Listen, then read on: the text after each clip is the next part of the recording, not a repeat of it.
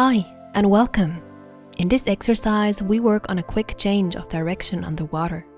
Ideally, you will use 3 underwater hoops, sometimes called tunnels. But if you don't have those, you can use diving rings or any other objects that can lie on the pool floor. Place 3 hoops on the bottom of the pool, each about 5 feet apart and slightly offset from each other. The child then dives through all 3 rings in one go, without coming up for air between them.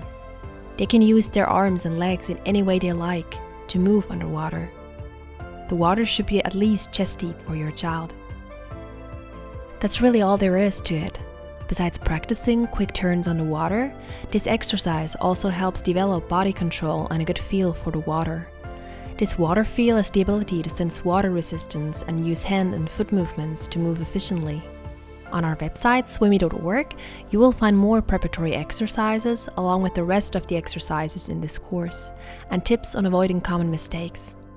Please share this video and subscribe to our channel if you want to see more like this. Thank you for watching, and we'll see you in the next video.